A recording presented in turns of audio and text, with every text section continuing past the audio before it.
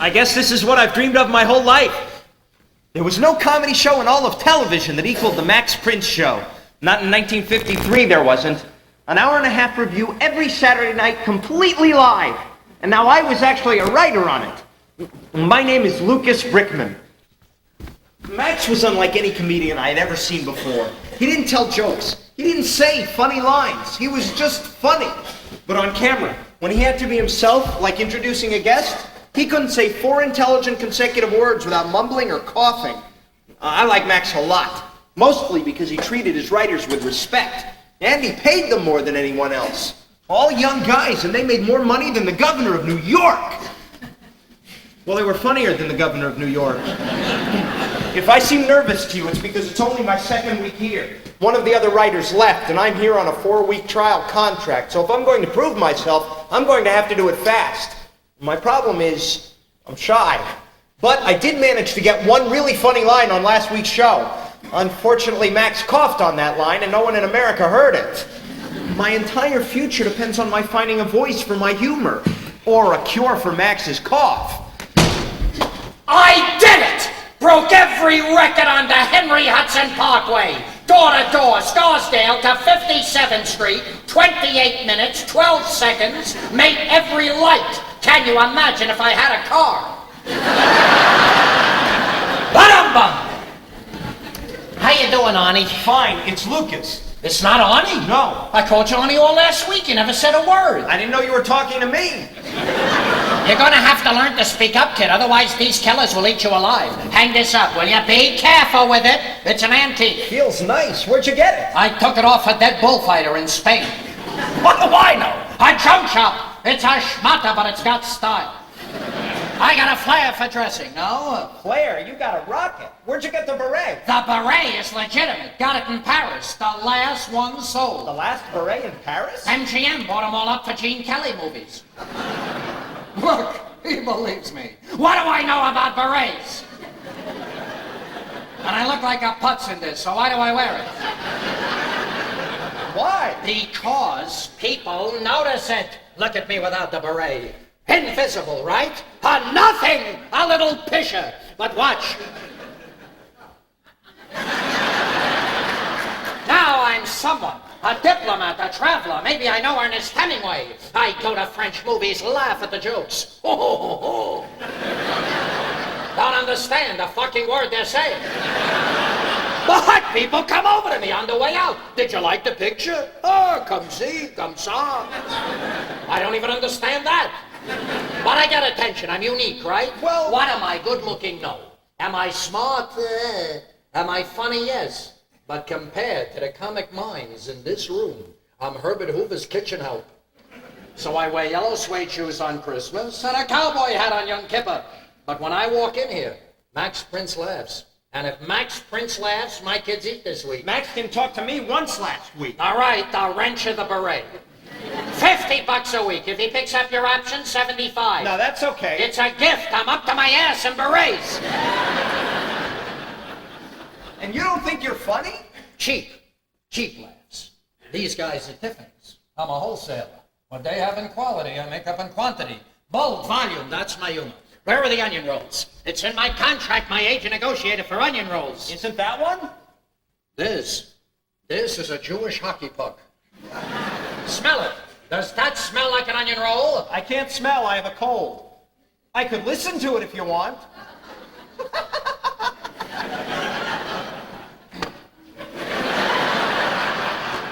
You're funny, Arnie. You're too quiet, but you're funny.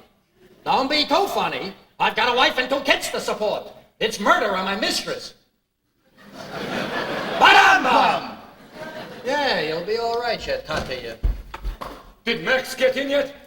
Excuse me, am I interrupting? Forgive me. Pay no attention. The man apologizes 3 times in one sentence. He hasn't said good morning yet. I'm sorry. Absolutely unforgivable. I have a lot on my mind. It's an affliction common to geniuses. Just kidding. You like his coat, Luke? Val buys all his clothes at Ellis Island. That's right. Be funny before work starts. So, what do we got here? Nothing but onion rolls. Ernie, do me a favor. Look for a pumpernickel bagel. His name is Arnie. It's Lucas. It's not Ernie. It's not even Arnie. It's not even pumpernickel. Don't start with me. I didn't sleep last night. I didn't have breakfast. I didn't get laid in a week. And Max calls my house at 12 a.m. midnight. He never calls at 12 a.m. midnight unless there is trouble. 12 a.m. is midnight, Putz. Milt, don't bother me. It's too early in the day to say go fuck yourself. There is no such word as fuck. A person can't fuck himself. You can't be a U.S. citizen until you say, go fuck yourself. Kiss my naturalization papers, okay? I can't believe there's not one pumpernickel bagel. There's one. Thank you, Lucilla. You'll go far on this show. Oh, look at this. Already sliced. This is why my father brought us to America. For sliced bagels? Mine came for chocolate pudding. In Poland, they could make it, but they couldn't get it into cups.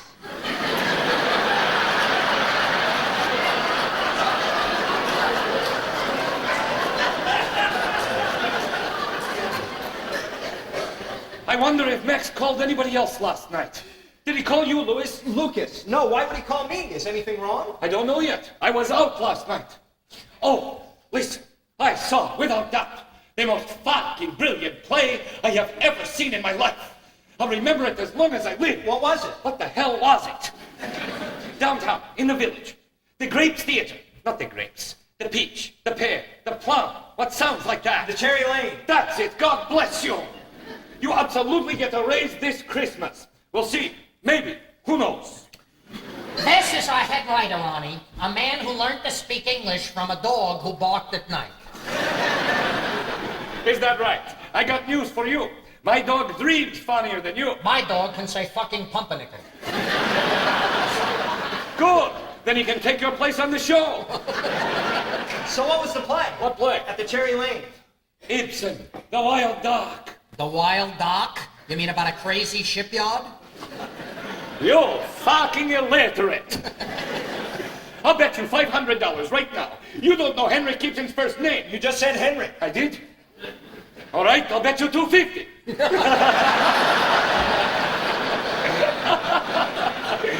That's funny.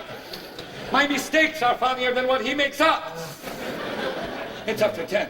Max is never this late. Now I'm worried. You don't have any idea why he called? None. He spoke to my maid in Swedish. Double talk Swedish. To a woman who is here 3 weeks from Peru. She was still crying when we came home. Something's up, I swear to God. Honey, can I have an outside line, please? God damn it, you know the rules, Milt. Is this a business call or a personal call? I don't know. Let's see who answers. It seems incredible, growing up in Russia, that you became a comedy writer. I mean, did they have television there? Television. They don't have doorbells yet. And yet, the greatest comedy in the world came from Russia. Gogol, Chekhov, Dostoevsky, the best. Read Dead Souls sometime. Absolute genius. But in Russia today, comedy is dead. Lenin killed it. Stalin buried it. And what have they got now? The most corrupt and insidiously evil political regime since Ivan, the son of a bitch. No, sir. Until there are humane reforms in that country, I wash my tongue of their language. I'm sorry, I got cream cheese on you. Totally unforgivable. Hello.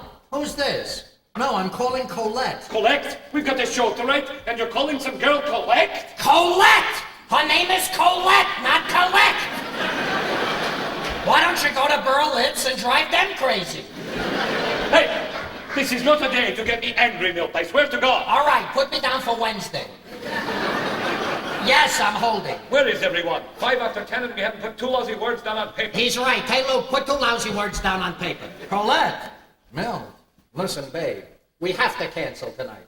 It's my wife's birthday. Unless I can convince her she's wrong. Right, Jesus, you picked a bad time to come late. I'm sorry, I just stopped to get...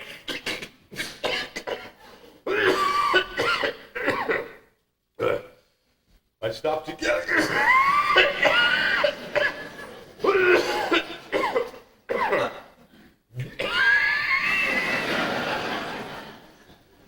I stopped to get some cigarettes. Brian Doyle, good guy, good writer, lousy smoker. Hey, guys, please. I'm cheating on the phone here, and I can't hear a goddamn thing. That's it, damn it. That's a $50 fine. I gotta go, honey. They just raised the rates. I'll call you. Brian's smiling. Something happened. He met someone at the convent. 5 days. Count 'em, guys. That's all you get. Because on Friday, this good-looking Irishman is leaving the show. The Gentile makes good. Where you going? I think they call it Hollywood. Sold my screenplay to Metro. MGM, you must have heard of it. MGM, that's great. Every week he's leaving the show on Friday. Every week he's flying to Hollywood. Every week he sold a screenplay to MGM or 20th Century Fox. Not Fox. Fox. I keep telling you. That's it. I want a sketch started immediately, right now, before Max gets here. Who knows what shape he'll be in. Look at it. Get Newsweek, Time Life, every magazine. See what's in the news. Milt, see what ideas we got on the board. See what's a hit picture. Maybe there's a Marlo Brandon movie Max can do. Marlon Brando. What did I say? Marlo Brandon. Hey, Brian, when you're through destroying the pound cake, maybe you'll find time to come up with an idea. Come here, Luke. These guys still don't believe me. That's history, kid. Right up there with David Selznick buying Gone with the Wind. Go on, read it. Your agent called and said MGM will get back to you. Go on, we're listening. That's it. That's it? MGM will get back to you as a deal? I got a call from the Coast last night. They signed the contract as soon as they okayed the script. They didn't okay it yet? They'll okay it as soon as they read it. They didn't read it yet? They'll read it when I write You it. didn't write it yet? Here, it's all up here. Every page, every word, every comma. They made a deal for your finger pointing to your head? You jealous bastards. I told the idea to my agent. My agent told it to MGM. The whole studio was crazy about it. You see these guys, Luke? 30 years from now, they'll be writing game shows, and I'll be VP of MGM, screwing Lana Turner. When she's 62? Why? I categorically resent your remarks. This is without a doubt the finest writing staff in the history of television. And I would rather stay here till my prostate falls out before I ever sold out to the dreck and garbage of Hollywood. God's truth, even if they asked me. What if they asked you? I'm open to everything you can tell them. Did you see this? This week's Time magazine? Pope Pius approves of psychoanalysis. This means from now on, confession will be $80 an hour. Kenny Franks, boy genius. They say he was writing jokes for Jack Benny when he was 14. I wasn't allowed to stay up for Jack Benny when I was 14. You think maybe this Pope thing would make a sketch for us? Well, I think we'll all have to take communion first. Take it. It beats circumcision. What the hell does a Gentile like you know about circumcision? Did you ever see him in the men's room? He pisses straight up the wall. So, Mr. Vitamin, what kind of pill are we taking today? Nicotine tablets. Now I can get cancer without having to smoke. How you doing, Luke? Well, I don't know. Nobody tells me. Don't worry. Max thinks you're going to be great. Did he say so? No, but I'll tell him he did. He doesn't remember. Did you hear about Max calling me at 12 a.m. midnight? Did you know he called me at 11:30? Max did. He was sitting in his den, pissed drunk, with a loaded shotgun on his lap. Son of a bitch! He told you this? Well, it sort of dribbled out of his mouth, but I got most of it. Son of a bitch! He had a loaded gun? He said he got another threatening letter in his mailbox last night. It wasn't me. I sent my letter last week. Son of a bitch! Did he call the police? Well, he said he was taking the matter into his own hands. It's him against them now. Son of a bitch! Sorry, Val, there was one open.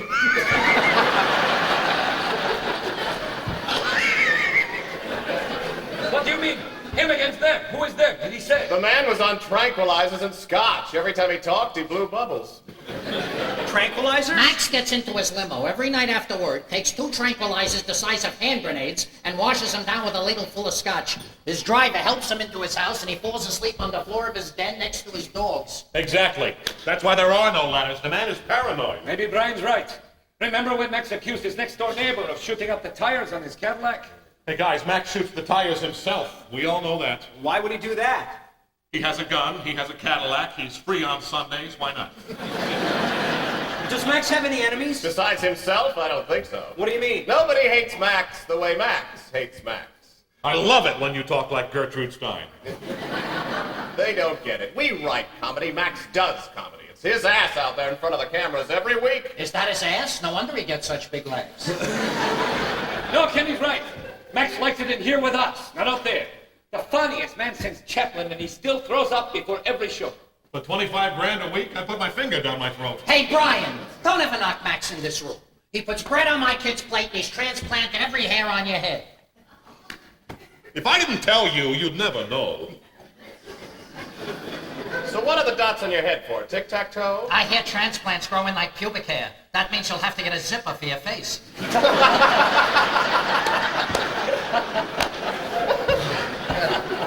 Gee, I'm really gonna miss you guys in Hollywood. Oh, jeez, he sold another script. What studio bought it this time? MGM. For how much? 75 grand. No, I mean, how much you want to bet you're full of shit? Name your price. $500 if you win. If you lose, we all get to pull out your transplants.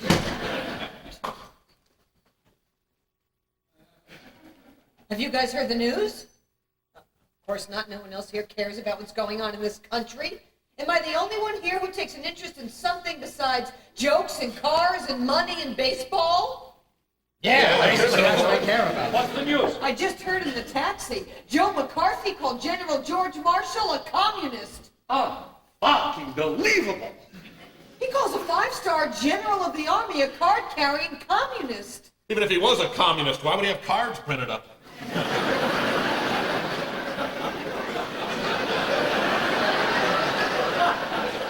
Hey, children, wake up. Time for school. You think this is a joke? America's on the brink of becoming a fascist state, and this doesn't worry you? McCarthy's a nutcase, a drunken fanatic. How long do you think he's gonna last? Some of them lasted long enough to kill 6 million Jews. Hey, I met hotheads like McCarthy.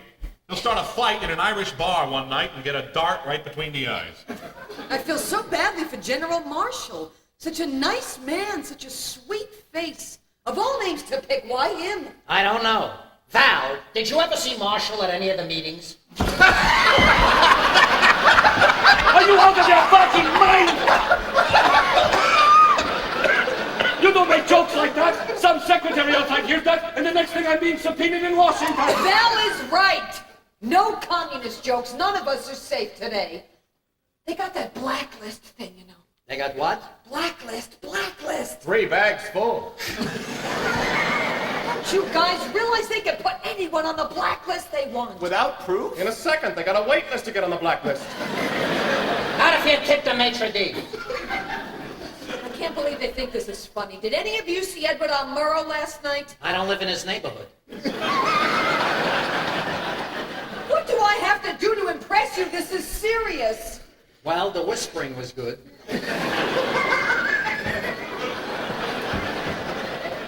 Two top U.S. senators told Murrow the FBI were tapping their phones. You see, same as Russia. First the politicians, then they go after the arts. The writers first because they're the intellectuals. Well, this room looks pretty safe. You think so? Whoever has access to the public is McCarthy's enemy. That's us. I bet they have a bug in this room right now. Well, you leave crumbs, you're gonna get bugs. It was a political joke. I thought you'd like it. Don't you see? You're playing right into McCarthy's hands. Fear through intimidation. He doesn't intimidate you, a United States senator who giggles like Porky the Pig? My God, this is a terrible time for all of us. 20 after 10. He's right. Oh my God! Oh Jesus, no! What? I have a cousin, my mother's nephew, a nice, sweet, stupid boy. He was a communist in college for 3 months, then he quit. What would I do if they asked me about him? You take the Fifth Amendment. Oh, the 6th Avenue subway. You got off in China. All right, guys, enough. We're heading to the cancer zone of humor. You know how Max hates McCarthy. Wait till he hears about this. Wait till you hear about Max. What? He got a threatening letter. From McCarthy? No, he writes them himself. You don't know that. He called me last night, had one of his Scotch tranquilizer combos sitting there with a loaded shotgun on his lap. Said he was going to shoot the bastards. Well, hasn't he got those 2 hunting dogs? Maybe that's all it is. He was just going to go hunting. Those dogs don't hunt, they point to food in supermarkets. Okay. God forgive me for mentioning this word. Nervous breakdown. That's 2 words. God will never forgive you. Wait a minute, let's not go off half-cocked. First one who makes a joke on that is in trouble. Listen, if you're half-cocked, you're in enough trouble.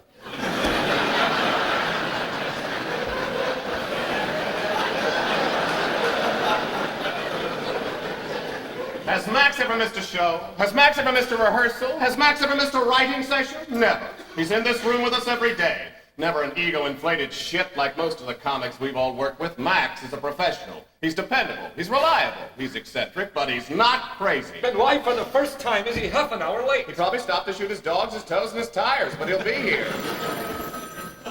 Hello? Oh, hi, where are you? It's Ira. He's running late at his analyst. I thought his analyst died. He met another one at the funeral. Ira, just get here. We have problems. Ira Stone was a hypochondriac who came in late every day with a new ailment. His greatest wish in life was to have a virus named after him. Hello? Oh, okay. Thanks, Helen. Max just walked in. He stopped off in the John. All right, everybody calm down. Relax. What do we say to him? Do we mention anything about the letters or the loaded shotgun? He must know because he told Kenny last night. We should make a quick decision what we say. How long do you think he's going to be in there? My friend had a German shepherd who flew from Paris to New York. When he landed, he peed for 2 hours and 10 minutes. Can you imagine what Lindbergh must have done? You know what? I don't want the responsibility of being head writer anymore. I swear to God, I quit. Carol, you're head writer. I'm trying to get pregnant. I have enough to worry about. Ask your husband. Why should we do everything?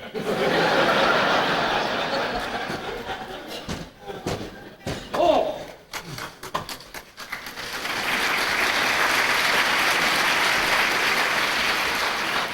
Just talking about you, Max. We were saying the response to Saturday's show was unbelievably good. Maybe the best ever. I got at least 20 phone calls. I made 10 myself. That's how good it was. Any reports on the show? Yes, Max. Unbelievably good. Maybe the best ever. What did they say? They said, unbelievably good. Maybe the best ever. Mug. What? Mug! Mug, he wants coffee in his mug. No cream for sugar. Oh, right, Max. Did we get any more memos from NBC? What? Memos. They love to send memos. No, Max, no memos. No memos? They skipped a day without memos? They're saving them so they can memo me to death. They'll bury me in a folded memo in the Mount Memo Cemetery in Memo Park, New Jersey. Here's your coffee, Max. Be careful. It's very hot.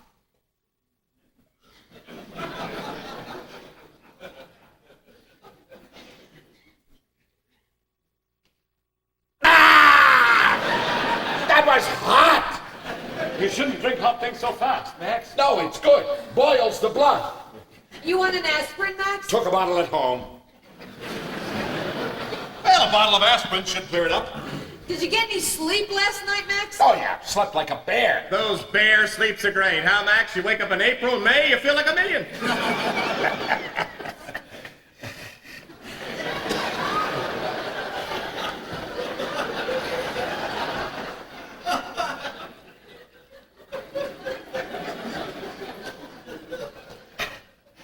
Helen, I'm ready. We work today. Lots of work. I want to do a great show this week. No, not a great show. The best show we ever did. You hear? Sure, Max. It's always good to change it once in a while. Dry clean and press. Like always, Max. And check my pockets. I don't want my keys pressed. Yes, Max. Oh, Mr. Revere of NBC sent you a big pile of memos. Okay. They started, we'll finish. You all heard it. NBC fired the first shot. Remember this day, everyone. A day that will live in infamy. March 6th, 1953. It's March 8th, Max. What are you, a historian? March 6th, March 8th, March 12th, who gives a damn? The battle has started. The lines have been drawn. Now we have to plan our counterattack. What's it about? What's up, Max? What's up? Well, what's not down is up. What's up could be down, what's down could be up. You understand? Certainly. It's Newton's theory of obscurity, isn't it? They want to cut the show down to an hour. An hour? Us? We're #1 show in the country. Maybe 2, 3 the worst. Cutting us down right at the kneecaps. Chop, chop, chop, chop, chop. Can't you reason with these people, Max? What people? NBC is not a people. They're not like us. They wear black socks up to their necks. Crew neck socks. They come home from work, and before dinner, they dance with their wives. They put up wallpaper in their garages. You can't talk to them. Then what is it they want? All right. What is this I'm smoking?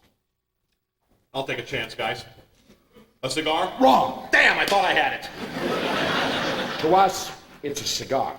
To them, it's power. To them, it's control. To them, it's grabbing our testicles and squeezing them.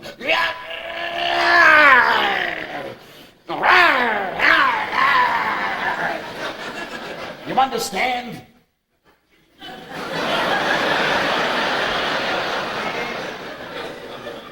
I'll explain what that feels like later.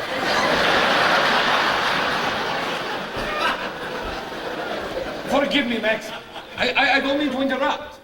Let me see if I can understand. The cigar is a phallic symbol, i.e. the penis. I.e. the penis is power. I.e. the penis is control, right? I-E-I-O! So NBC is using their power to control us, right, Max? To do what? To cut out my heart. They want to cut the budget, save money. He says the show is too sophisticated, too smart, he says. My own sister, my own brother, two people who never graduated from spelling, understand every word. The big money sponsors want out, he says. And what do they sell? Raisins, macaroni, cream cheese. People who eat and chew can't understand this program. Who does he think we're playing for? Dogs and cats? Can they just say that, Max? From now on, you've got an hour and that's it? They can say what they want. Let them. But I've got a plan. What's the plan, Max? All right. Close the doors. The doors are closed, Max.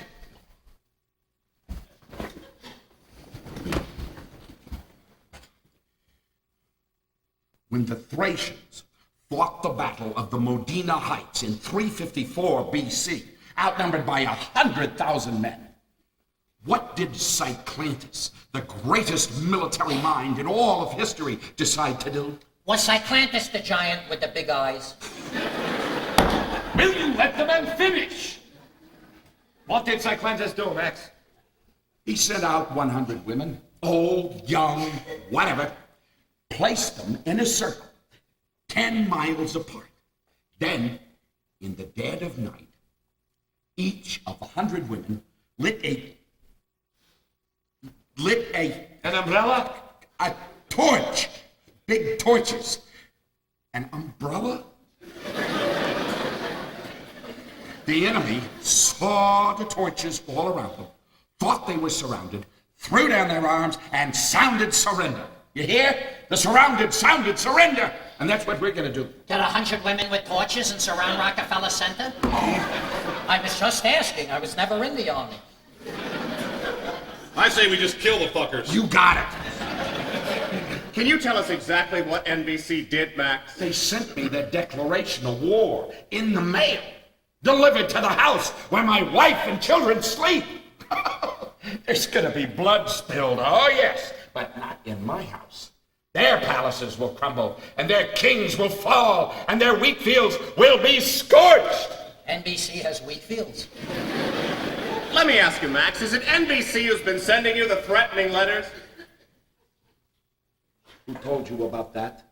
You did. Last night, you called me, remember? I called you? Yes. Last night? Right. That was you? I swear. Didn't sound like you. I tried my best, Max. It sounded foreign to me, Spanish maybe. That was my maid from Peru. She was at Kenny's house? No, in my house. You called me after you called Kenny. I never spoke to you. No, I was at the theater. I called you at the theater? No, you called me at my house. I went to the theater. In the village. The peach, the pear, the plum. The cherry lane. The cherry lane, thank you. You were with Val? No, I was at home with my wife. I called you at home? No, not me. Val wanted to know what theater he went to, and I told him. Val called you to ask what theater he was in? No, he already came home. He asked me this morning. I didn't even know you were married. Well, this is the first time we ever talked. I can't remember anything. I think somebody's drugging me, I swear to God. Well, Max, that brings up another delicate subject. I fell asleep the other night with my eyes open. I thought I was dreaming about a ceiling.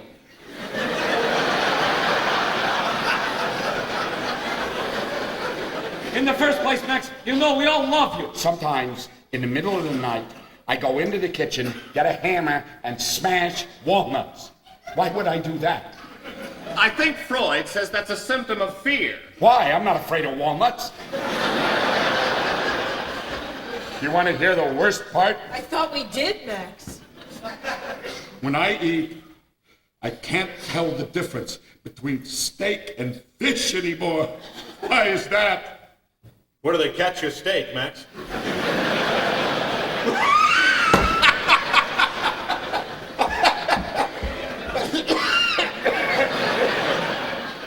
What was the delicate subject? Well, it's just that we feel for your own good, Max. For your own health. For your family's well-being. I don't want to hear my fortune. I just want to hear the delicate subject. We don't think those pills you take before you leave here at night are good for you, Max. What pills? The pills, Max, that you take before you go home. I take pills? What are you talking about? Those tranquilizers? They're prescription. 2 little pills. Little pills, we could play 9 innings of softball with 1 pill. I hardly take them once a week. You take them once a week every night, Max. But they're harmless. Carol, you remember you weren't feeling well one night. I gave you half a pill. Did anything happen? I don't remember. I slept for 9 days. It's not just the pills, it's the 4 jiggers of scotch you take to wash them down. Pills and liquor don't mix, Max. Or Max Mix, however you want. I gotta sleep. If I don't sleep, who's gonna protect my family from them? NBC is threatening your family? They're threatening my show. My show is my life. They threaten my life, they threaten my family. Do you want to hear the letter they sent me? Do you want to know what they said? Word for word for word. Go ahead, Max. The doors are still closed.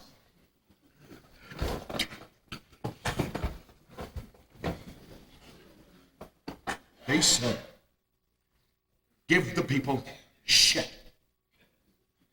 The president of NBC said that? You heard me.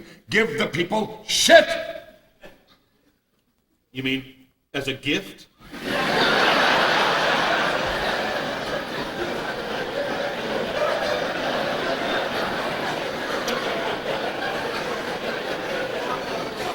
Why would he say that, Max? Because they can make money on shit. A potful. Just drive up to Connecticut sometime. They got big Tudor shit houses wherever you look. That's why they invented television. They put shit on for people to watch. They advertise shit. The people run out and buy the shit. The kids break the shit, so they buy in more shit. And the shit moguls go to France in the summer. And the poor people stay here and watch more shit. That's why I got a letter saying, give the people shit. Isn't that what Marie Antoinette said? Why do you always talk to me? Annoy somebody else once in a while. Let me take a whack at this. For 4 years in a row, we sweep the Emmy Awards. Every critic in the country loves us. But suddenly, television is expanding. Never we do the Midwest, the South, different kinds of audience. They want to watch quiz shows, bowling, wrestling. Am I right? If you got shit, shovel it over.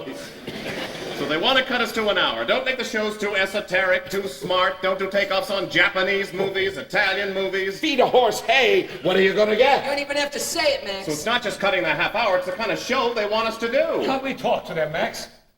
Talk? No. No talk. Fight.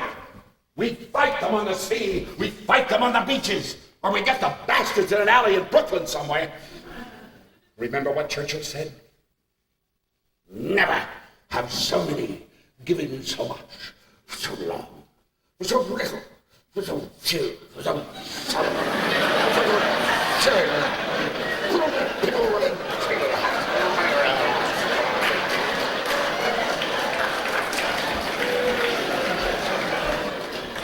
My God, this ties up with everything that's going on in this country today. The censorship, the blacklisting. It's Senator McCarthy publicly disgracing a man like General George Marshall.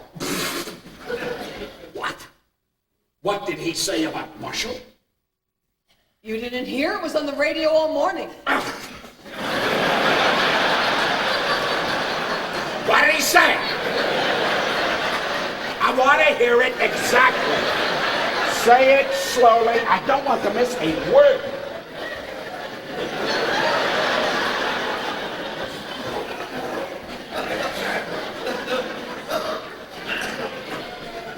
Joe McCarthy accused General George Marshall, a 5-star general of the Army, of being a member of the Communist Party.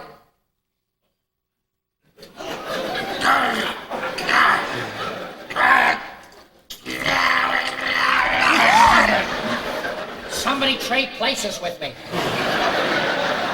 We know how you feel, Max. We feel the same way. You feel the same way I do? I don't think so. Would you like to know how I feel? Ask me. Ask me how I feel about McCarthy. Don't ask him, Val. I'm afraid to see. Oh, you don't want to see? Don't look. Ask me how I feel. We can already see how you feel, Max. Not yet. When you ask me, then you'll see.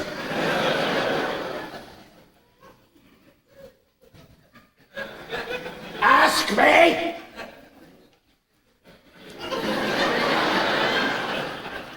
How do you feel about McCarthy, Max? Thank you.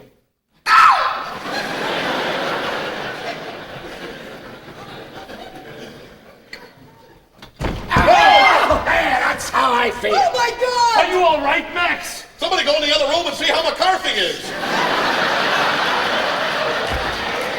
They want shit.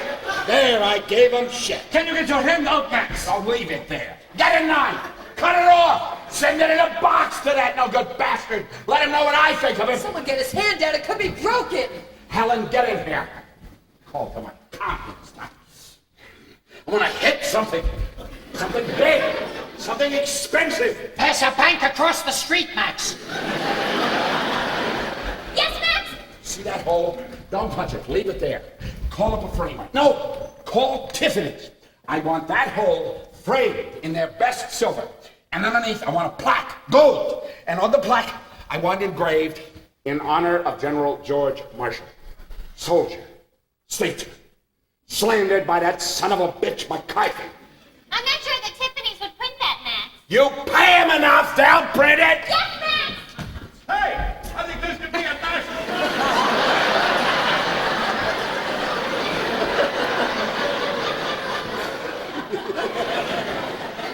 Okay. I got the sketch for this week's show. What is it, Max? I want to be the Statue of Liberty. I want to wear a long gown down to my toes. I like that. With big sandals and a tiara. With a torch and a book. I want to be painted green with bird shit on my shoulders from the pigeons. And I'm standing on this box. It says, give me your poor, you're hungry, you're sunburned, you're toothless, whatever they got there. Well, look it up. That's funny, Max. Then what happened? She gets subpoenaed to Washington. She comes in the courtroom. The hem of her dress is dripping wet from the harbor with codfish in her hair. Terrific. And he's sitting up there looking at her. Senator Joseph McNutcake. McNutcake? You can't say that, Max. Not on the air. You don't think it's funny? Yes, it's funny. I don't think 8 years in jail would be funny. You can't say McNutcake. How about McBirdbrain? McFruithead?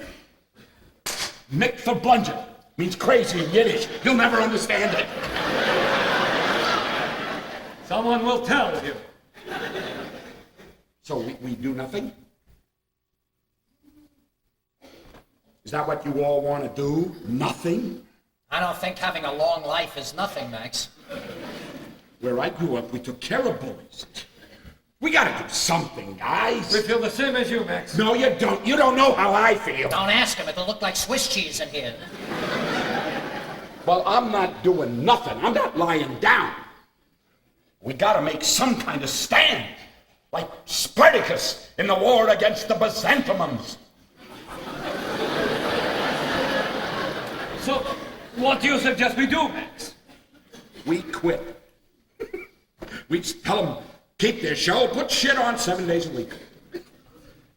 We all walk out of here single file, with our hands in the air. like the heroes of Bataan. We're off the air as of today. No show Saturday. That's what Patrick Henry said. He said no show Saturday. If we walk, Max, they'll sue us. Listen, are we together or not? Because if someone here doesn't want to quit, I don't want him here. He can leave. That'll show him, Max. I'm calling them now. Max! Now I'm calling. Helen, get me NBC. Think of it this way, Max. If we go off the air, isn't there a good chance they'll find someone else who doesn't mind giving them shit? Someone else's shit isn't mine. Do you know who said that? Tell us, Max. We'll get it wrong. It's in the Bible. You have to look for it.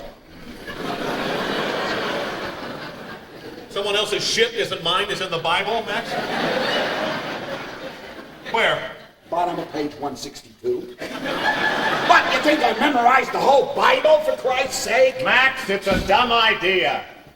You've worked your whole life for this show. You think ABC or CBS are any different? They have corporate minds, Max. If they could get a TV set to turn out sausages, we'd all be pigs instead of writers. They're not interested in culture. Maybe if Van Gogh and Goya were wrestlers, they'd put them on Friday nights. But if we quit, Max, they win. We give up an hour and a half to Miss America and beat the clock. We stay, Max. We do what we've been doing for years, only we do it better. And we keep doing it. And you know why, Max? Because maybe we'll never have this much fun again in our entire lives.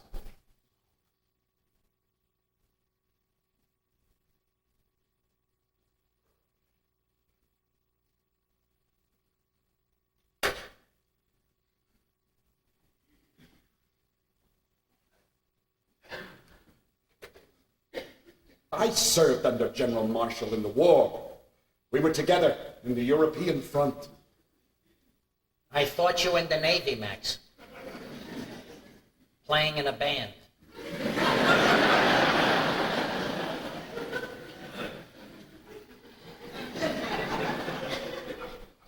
He came to a dance I played in London.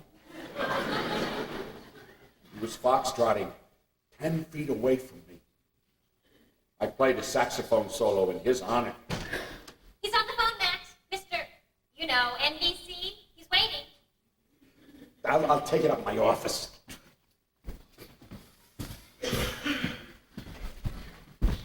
We're not pulling down our flag. I will not break my sword over my knee for anyone. When the Roman legions, led by Augustus IV, fled in defeat, he came back to win on November the 5th.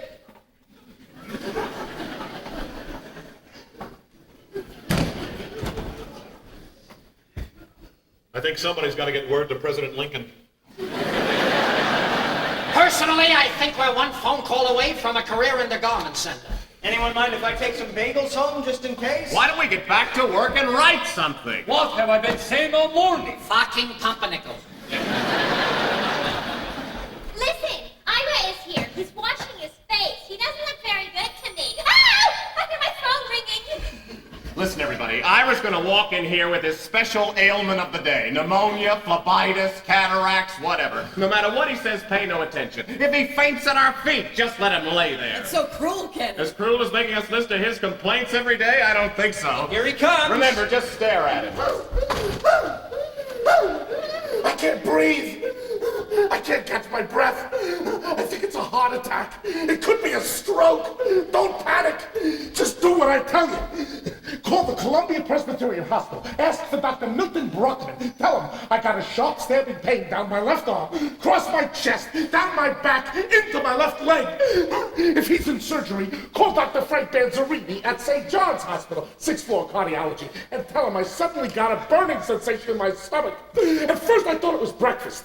I had smoked salmon. It was still smoking. Didn't feel right going down. If his line's busy, call the Clayton and Marcus Pharmacy at 72nd and Madison. Ask for Al. Tell him I need a refill on my prescription from Dr. Schneider. I can't remember the drug. Zodioprotozoc. No, Vasco something. Vasco da Gama? What the hell was it? I can't get air to my brain. This scarf is choking me. Get it off my neck. Don't call my wife. wife. No, maybe you should. Call her, but don't tell her it's a stroke. If she thinks it's a stroke, she'll call my mother. I have no time to talk to my mother. She drives me crazy. Oh, this could be it. I swear to God.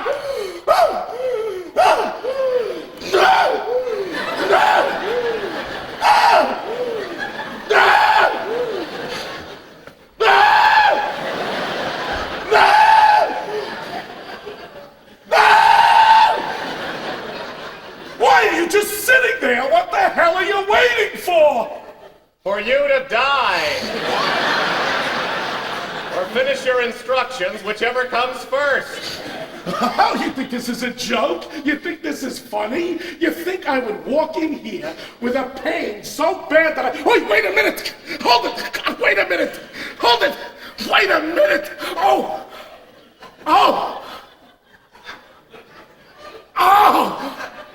I just passed gas? Thank God! I thought it was all over for me! Jesus! I hope you die! I hope you have a stroke right now and die! I hope your mother comes and sees you and talks to you for an hour before you die!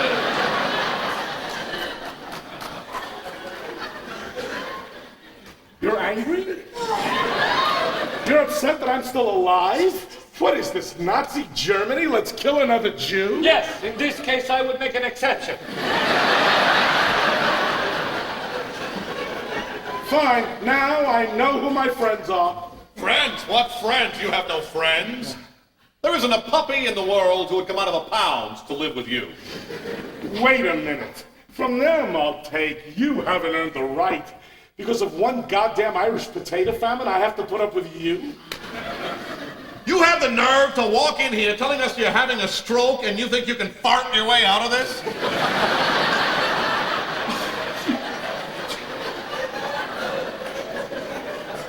I had a little scare. I didn't know what it was. I'm sorry. I apologize to everyone in this room except to him. Hey, come on, guys! It's over! Okay. So, read back what we got so far. What we got so far? You want to know what we got so far? Lucas, read him back what we got so far. We don't have anything. That's what we got so far. 11 o'clock and you have nothing on paper? What have you people been doing in here? Is it always up to me to get the show started? You phony, fat, faggot-looking, egocentric turd. Woo! When did you ever come in on time like the rest of us? I can't believe my ears. Phony, fat, faggot. Is this what Ireland sent us? We could have had Keats, we could have had O'Casey, we could have had George Bernard Shaw. But no, we get an illiterate anti-Semite immigrant who failed streetcar conductor school. My family, all brilliant Talmudic scholars, almost drowned coming over on the boat to America because your drunken people kept beating the shit out of the captain.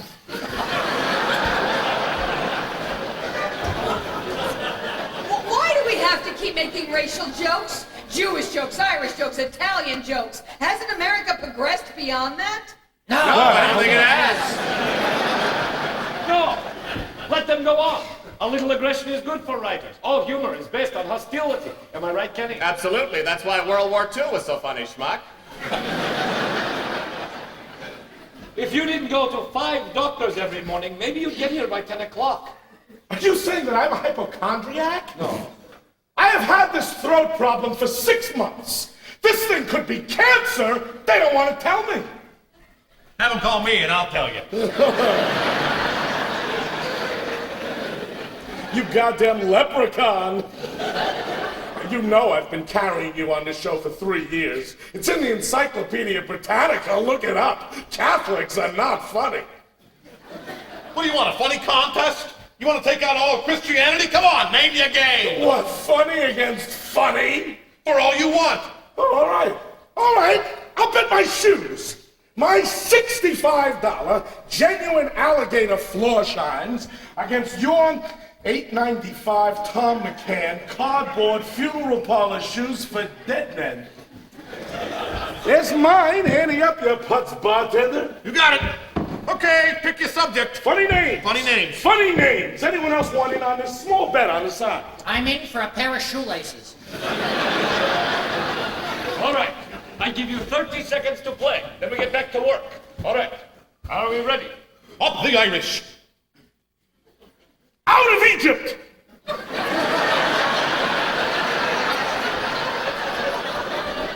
Okay. For the funniest names. Ira first. Go. Benjamin Button.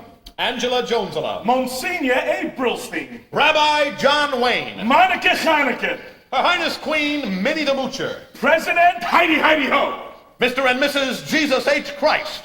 The Earl of Sandwich hold the mayo. Ira Stone. Iris Stone. What's funny about Iris Stone? Nothing. Nothing is funny about Ira Stone. Foul default. He broke the rules. You can't use names we know. Nobody wins. Jeez, it looks like the bombing of London. Go get my shoes. They're not your shoes anymore. They belong to the people of Greater New York now. Direct hit on man coming out of Bergdorf Goodman. Either you get those shoes or you better take some flying lessons real quick, you son of a bitch. You owe me $200. $200 for a pair of Gravedigger's camping shoes? Helen, can you come in for a second? All right. We work all night tonight. No one leaves till we finish. And they absolutely forbid any more men's clothing to go out the window. Yes, Carol? Helen, will you please go downstairs and get Ira and Brian's shoes? They're on 57th Street. Are they being repaired? Eventually, Ira threw them out the window. You should have asked me, Ira. I would have taken them down.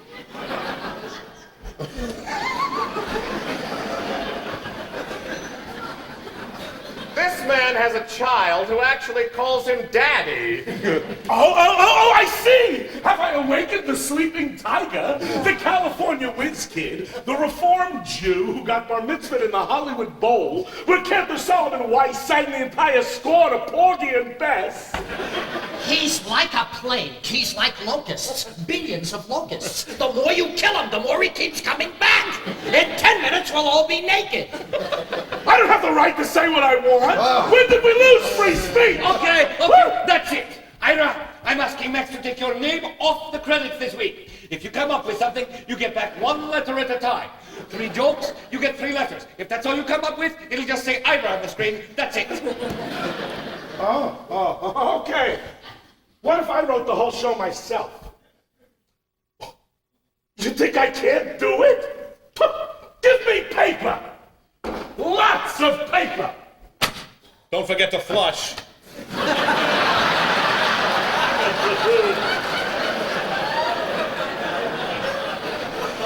You really think you can do it, Ira? I think I could win the Emmy Award. I think your stroke is coming back. Don't forget to make it funny, Ira. Funny. It says funny on my birth certificate. Well, I didn't think it said baby. I'm going now. The whole show, top to bottom, by Ira Stone. Are we on a break because I have to go to the John? There are no breaks. We've had our breaks. We've had a bagel break, a Joe McCartney break, a shotgun break, a hole-in-the-wall break, a Sequentes break, and 2 pairs of shoes at the window break. We've used up all our breaks. Well, then I'll have to ask Carol to turn around because I'm going to pee in the plant.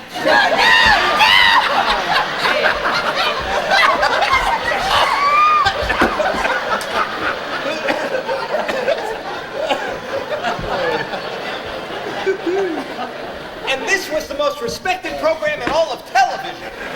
And I knew then and there, if I was going to keep my job, I'd have to become as totally crazy as the rest of them. Did Helen come back with my suit yet? No, Max, she's out looking for shoes. What was wrong with the shoes she was wearing? How'd the call go with NBC, Max? The call with NBC? The call with NBC went fine. Everything's all right? It's fine. It all got settled? It got settled fine. Was anything decided? Fine was decided. We decided fine. No problems? We had some problems, but we fined them out. That sounds fine to me, Max. You want to give us any details, Max? Any changes? changes. Let me see. Oh, yes. They're cutting us back to an hour. This year is fine. Next year is an hour. Next year, they cut the budget. Next year, they want approval of the sketches. Next year, they put an observer on the show. That's all. That's the only changes. Minor stuff. And that's fine with you, Max? No, that's fine with them. Them is fine. We is not so fine yet. But we'll see. We'll wait. We'll think. We'll plan. Then we'll be fine. What is the observer going to do, Max? The observer, he's going to observe. He'll be around the show, observing the coffee, the cream cheese, the potato chips. Maybe he'll come up here and observe us working. Observe Ira coming in late. Maybe he can observe me getting upset that he's observing me. And then he'll observe me taking the fucking telephone and smashing it on the fucking floor.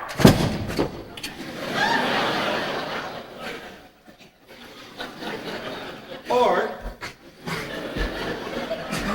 if the observer hasn't finished observing, maybe he can observe me putting my fist through his fucking face. No!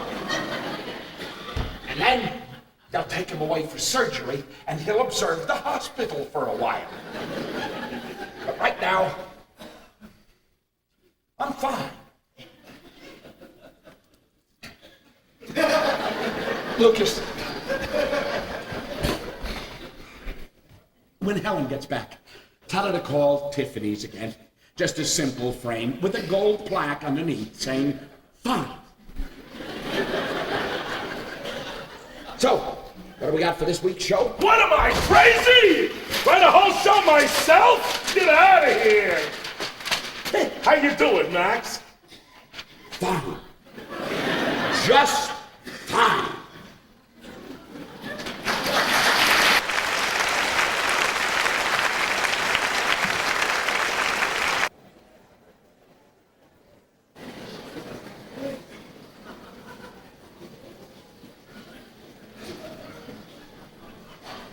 It was 7 months later, and as you can see, I made the staff.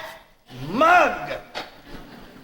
I was contributing a lot more to the show, but what I think cemented the job for me was the day I poured lighting fluid on the desk and set fire to it. I was made an honorary lunatic. The show was cut down to an hour and the budget by a third.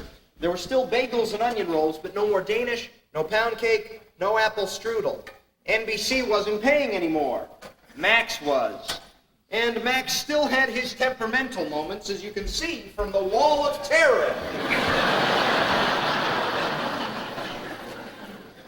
Those two new holes with the simple black frames were added when Ethel and Julius Rosenberg were executed.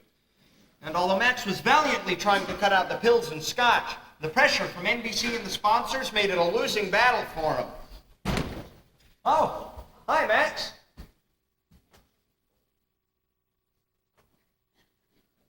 This is early for you.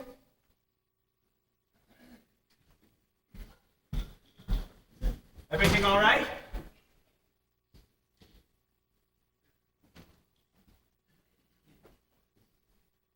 Max? What? How are you? No one's in yet? No, just me. Just you? Yes, Max. So the editor's on here. No. Would you like some coffee? Usually they're in early on Tuesday. I know, but this is Monday, Max.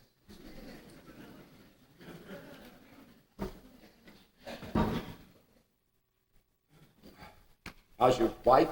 My wife? She's fine, Max. Thanks for asking. Penny, right? Yes, Penny. Yes. Pretty girl. And smart. I like her. Thank you, Max. I'll tell her. And the kids. How's the kids? Andy and Sue, right? We don't have kids, Max. No kids? So who's Andy and Sue? I don't know, Max. But you like it here, okay? Working here? Oh, yeah, I love this job, Max. We'll see.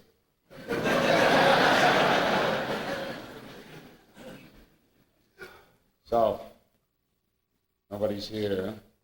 No, Max, just us.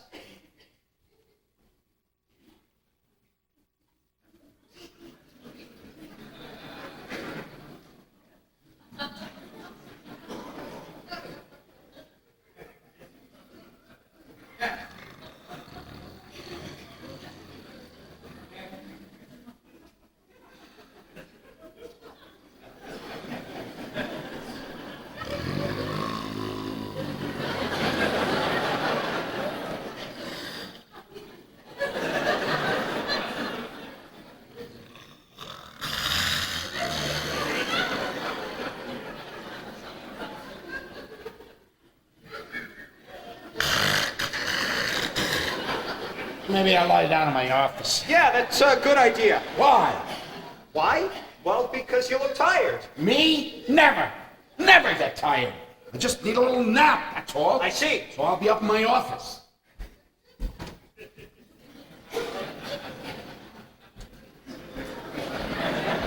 Gonna take a little nap. Oh, okay, Max.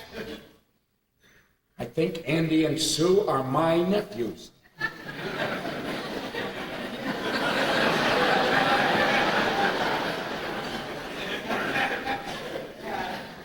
That was the only time I was ever alone in a room with Max.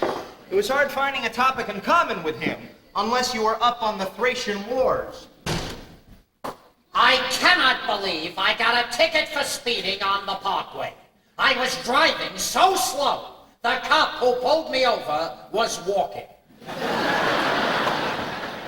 What'd you expect? You were asking for it. I was? You wear an all-white suit and a Panama hat? Those guys sit behind a billboard waiting for some schmuck like you. I thought I looked like a senator. No, you look like a Nazi trying to catch a boat to Argentina. I liked you better when you weren't funny. Ba-dum-bum. Max was just in here. This early? No new holes, he must be all right. What did he say? Well, he thought it was Tuesday, and he asked me how the kids I don't have were, and then he said he wasn't tired, so he was going out to take a nap. Well, my suit will cheer him up. Are the bagels getting smaller, or is this room getting bigger? Same size, there's just half as many now. Well, counting my wife, that's the second thing I lost this week. Are you serious? I'm never serious, but she always is, which is why I think she's leaving. I'm sorry about your wife, Milt. Don't say anything to the guys, will you? I want to tell Max first. Yes, sure. You okay? Oh, yeah. Listen, I should have known it at the wedding. When her father handed me an empty envelope, I knew it wasn't a match made in heaven.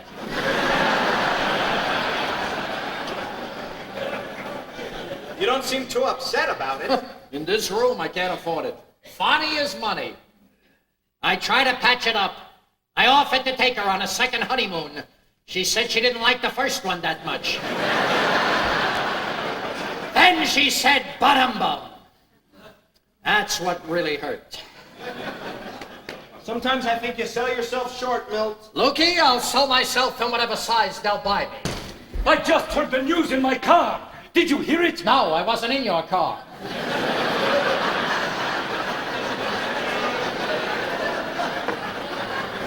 What happened?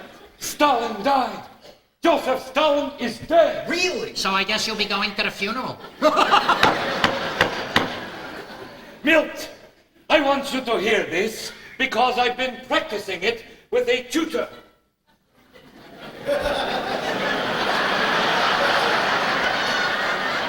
Go fuck yourself.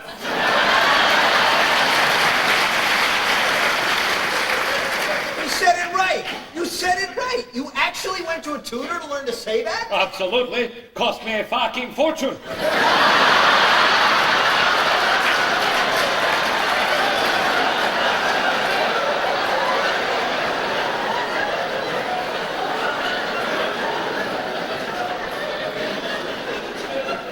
You mean he only taught you to say it once? No, he only told me to say it to you. So wait, there's more news. The U.S. State Department just announced They have positive proof that Russia has the hydrogen bomb. Jesus, that is scary. Tell my children, because they're the ones who inherit the devastation the fucking politicians left them. You know you're saying it worse than ever. You didn't go to a Russian tutor, did you? This is going to be one hell of a day to write comedy. What is that? A white suit? Oh my God! What did the cleaners do to my blue serge? You didn't know Max hates white suits? Max does? Since he was a kid. No one told you about Max and white suits? It's a joke, right? Not necessarily the kind you laugh at. I swear to God. When Max's father died, they made a mistake and buried him in someone else's white suit. Max had nightmares about it for years. Half his analysis was about white suits.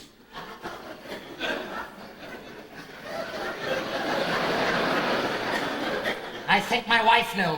She was laughing when I left the house this morning. Take off your jacket. Whole wardrobe. Maybe they have a dark suit in your size. You're telling me the truth about this, Val. If Max sees you in that suit, Tiffany's does some business today. Helen, could you get me wardrobe, please? No, now. I need an emergency dark suit. I'll hold. Hi, Mama. Please, nobody stand between me and that chair. You need any help? No thanks, I've had enough help from men. Ah! Oh, God, I thought you were a doctor. I was afraid I miscounted my due date. When is your due date? Whenever my doctor's out of town. Come on. I'm moving as fast as I can. You want to put your feet up? Another gynecologist. Did you hear about Joseph Stalin? Don't tell me, McCarthy put him on the blacklist. Hello, wardrobe? Who's this? Hannah! Listen, Hannah, this is Milt Fields, one of the writers. We're working out a sketch here. We need a dark suit, size 40 regular, as soon as possible. Yes, that sounds fine. No, I cannot come downtown. We need it here in the writer's room.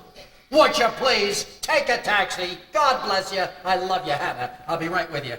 Helen, Milt. Max is up in his office. I want you to call me in here the second he comes down. The exact minute you see his feet, you call me immediately. Someone's life, who we both love very much, depends on this, okay? All right, Lucas, when she calls, I'll rush into the men's room. I'll stay there till Hannah gets here. Then you bring the suit to me and the John. Oh, the Rooskies got the big bazoom. Joe McCarthy is suddenly very popular in America today.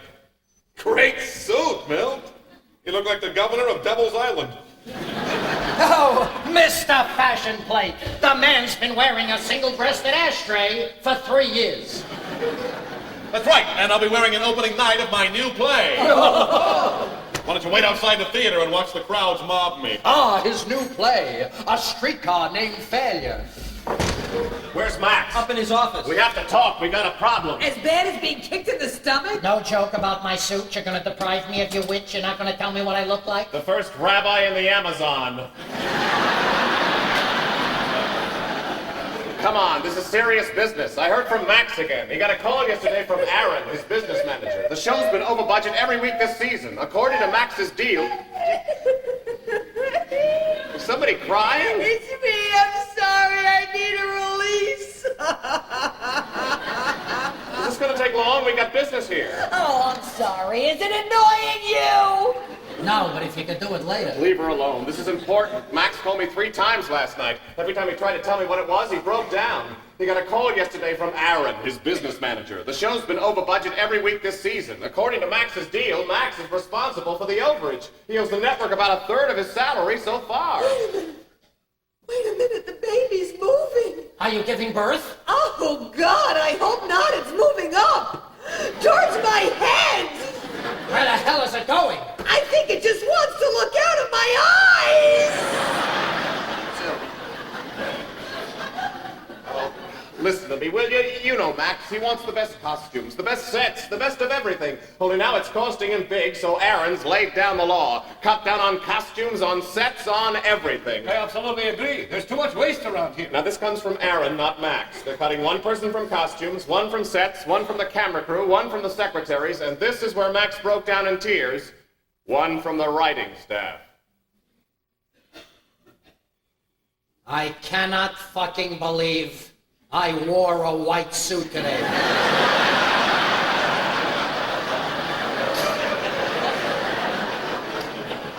Somebody has to go, guys. Max is not going to pick him. Aaron is. No. Aaron, who was once Heinrich Himmler's accountant, is not an easy man to deal with. So that's it. One of us is going. This is a very bad dilemma. Why, you've heard of a good dilemma. Look, in a couple of weeks, I'm leaving to have my baby. I'll be out about 2 months. That buys us some time, doesn't it? Aaron's not looking to buy time. He's looking to get rid of one salary for the entire year. But we have contracts, no? No, we have 3-month options in case NBC cancels. Didn't your agent tell you? He plays golf a lot. I don't like to bother him. Who are we kidding? I'm the logical choice. I'm the last one on staff. You all have seniority, so I go. Over my dead body? Absolutely not. Out of the question. No one has to volunteer for this. I'm not volunteering. I'm just saying they'll probably pick me because I'm the most expendable. Oh, well, if that's the case, that's different. The irony is Lucas is the safest one here. He makes a third of what most of the staff makes. What Aaron wants is to get rid of one of the top money guys. Well, I guess I have to be the one to say this. Who's the one on the show who makes top money and puts in half the time of anybody else? Pay him by the hour, and Max would save almost an entire salary. I'm not naming any names. No. So Ira goes. Anyone second the betrayal? Absolutely not. We're starting our own blacklist here. Hey guys, we don't make the choice who goes, Aaron does, and that's it, unless someone comes up with an unforeseen miracle. They think I have a brain tumor! This may be what we're looking for. Who thinks you have a brain tumor? I couldn't tie my shoelaces this morning. I forgot how to do it. Shoelaces! My 3-year-old kid tied his. I begged him to do mine. I put tomato juice in my coffee. Tomato juice! Well, it isn't necessarily a brain tumor. Have you ruled out stupidity? Remember to say that at my funeral after you do your little jig on my coffin. Ira, calm down. This is calm down. This is the best I've been all day. Listen, Ira, there could be a lot of reasons for this. Maybe you're just underworked.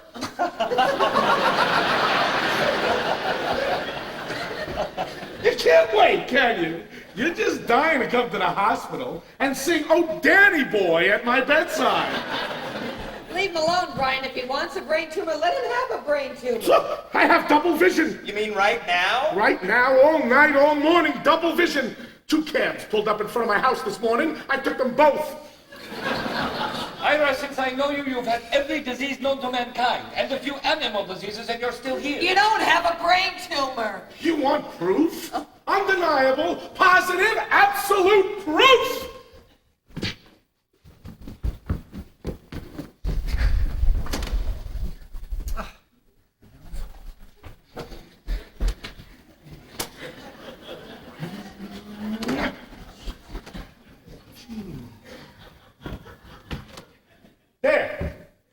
There it is in black and white, okay?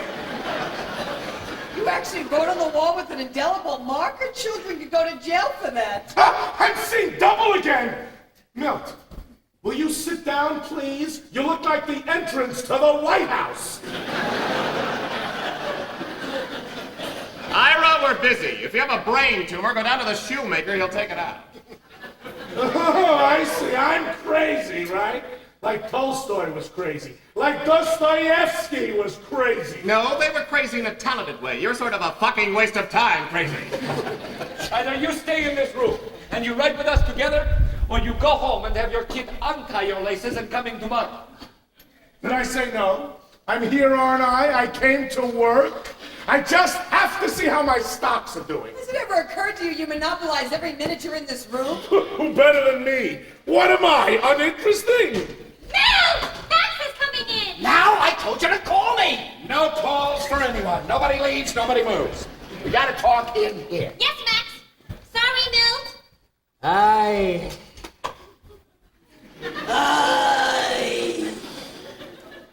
Who's that, Milt?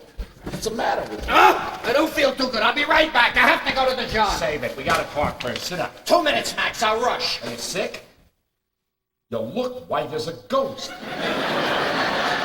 I get that way. I think I have a bladder infection. No, it's something else. Something different. Why do you look different? I don't know, Max. You got a haircut, right? Me? Yes, this morning. Just a light trim. Amazing that you noticed. Man gets a haircut. I noticed. Sit down.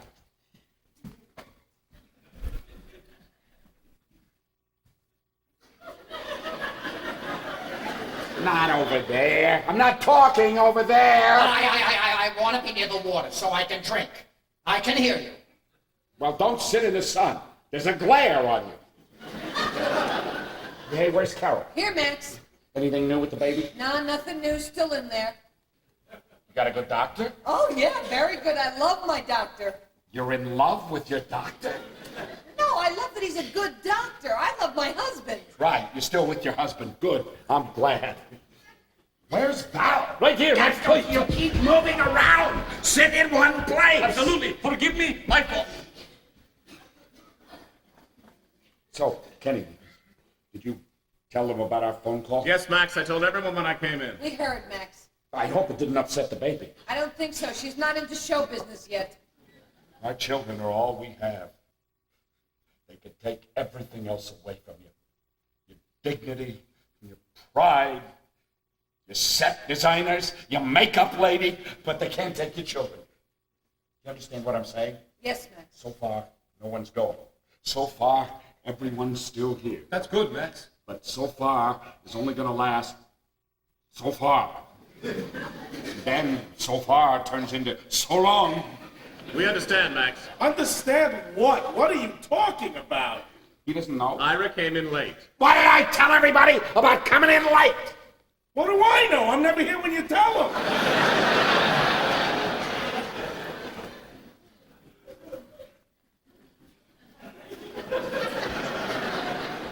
I have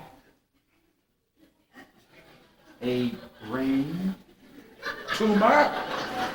I have a brain tumor. Who wrote that? I did. Don't lie to me. Who did it? I just told you it was me. Did somebody from NBC do this? Is that what they're trying to tell me? I have a brain tumor so they can break the contract? Max, I swear to God, on my father's grave, on my children's life, I wrote it. Why? Because I have a brain tumor.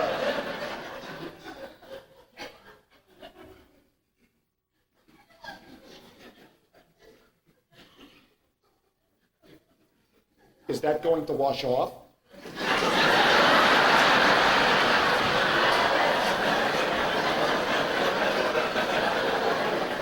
Don't you care what may happen to me? First, let's take care of what happened to my wall. Is that going to wash off? No, it isn't. It's a permanent marker, okay? If this doesn't wash off, you'll definitely have a brain tumor. Go ahead, Kenny. Tell them on our phone call. You know all about the budget problems the show's been having this year. Well, Max has been paying a lot of things out of his own pocket. Now, wait a minute. Look at the holes you punched in over there. That's a polka dot wall. And I get blamed for a few lousy words scribbled in ink? It's my wall. It's my holes. You want to buy your own wall? This one's for sale. Take it. For $5,000, you can cover it with your entire life's blood pressure. Otherwise, I want my wall back the way it was. Go on, Kenny. This is the last time I'm telling you. Aaron won't let Max pay for anything anymore. You hear what I'm telling you? So they're cutting one person from every department on the show. You listening? That means one writer, one of us. Someone in this room has to go. That's it. So what are you saying? One of you guys has to go? I say we hang him out the window. Make him a permanent weather vane. You mean this includes everybody? This is funny. This is the human comedy. This is William Saroyan. This is reality. I would have come in early for this. Okay, how does it work? How do we pick the one who goes? We don't. Aaron is going to pick him.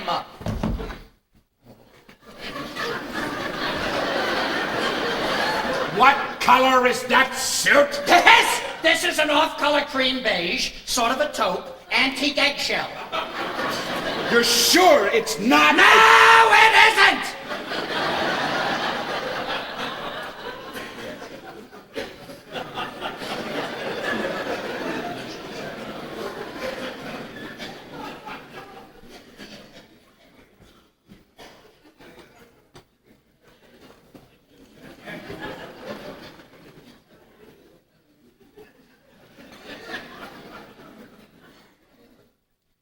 All right.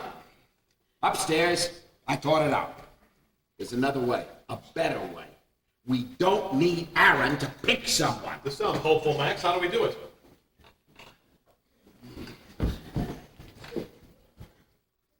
Is Napoleon dead?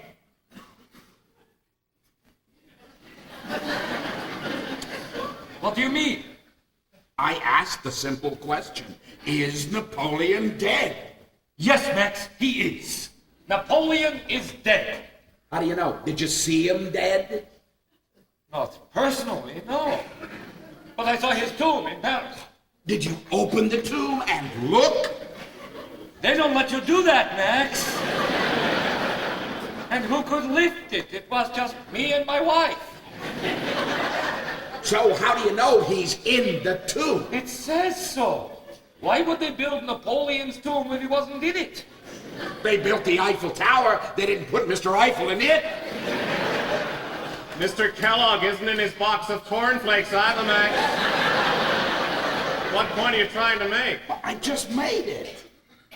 Maybe we can fire Ryder, but no one has to go. How do we do that, Max? Easy. I worked it all out. First, I cut your salaries down 10%. Then I fire Ryder. Doesn't make any difference who.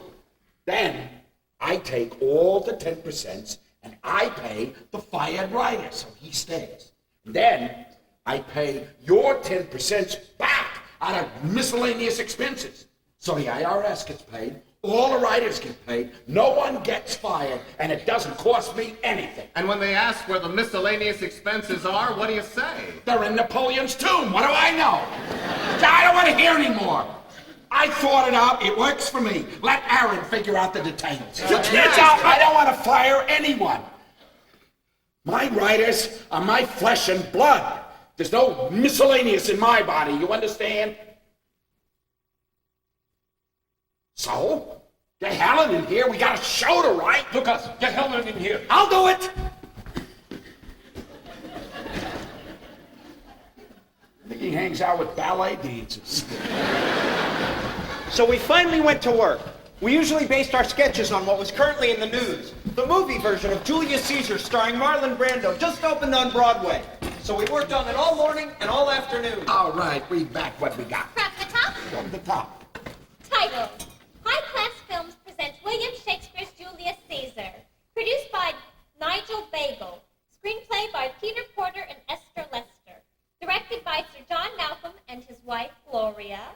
And starring James Hedgehog, Morris Porridge, Olivia Valeria, and Marlon Merlin in his first completely memorized part as Julius Caesar. Rome, 44 BC, outside the Roman Senate. Not outside the Roman Senate. 2 blocks from the Roman Senate. 2 blocks is funny. 2 blocks from the Roman Senate. Brutus speaks. Hail Cassius! Hail Brutus! What news from Flavius and Lepidus? Not well. Flavius has mucus and Lepidus is nauseous.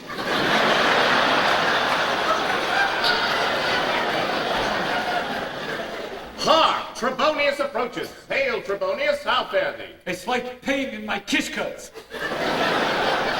You think they'll know what kishkas are in Nebraska, Max? If you point to it and make a face, they'll know. Go on. What news of the conspiracy? Linus told Paulus. Paulus thinks it's much hocus pocus. Yet Flavius and Lepidus told Marcus that justice must be practiced. And of the conspiracy, what of it does Caesar know? Caesar knows not of that which is yet to become knowns. For if knowns, he becomes of our conspired thoughts. Then would Caesar not give value to constrain such concerns? Am I on? Of that I know not, but that which I do know concerns all conspirators, thus giving recourse to Caesar's compliance, to which he has not yet given his dispensation. Am I on? Then it doth fall upon our devoted intentions that Caesar must not become martyred, for all Rome would give spleen to those that hasten his death, which seeks out the profit of this foul and fester. All right, enough! Get me in a goddamn sketch already! Maybe last year, when we had an hour and a half, we could do what gives spleen to Linus and Paulus upon his martyred kishkas. But this is this year, for Christ's sake. I don't have that line here, Max. Try to pay attention, sweetheart. Sorry, just gotta go to the John.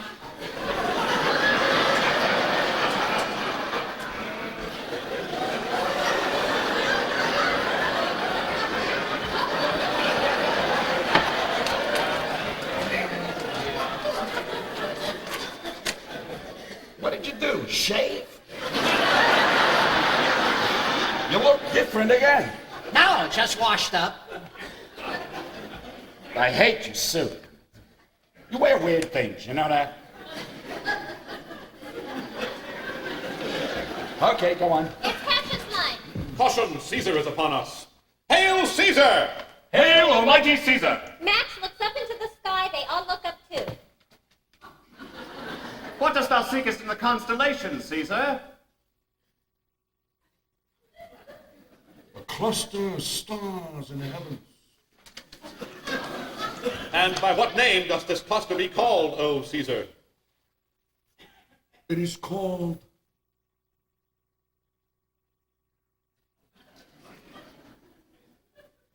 Stella.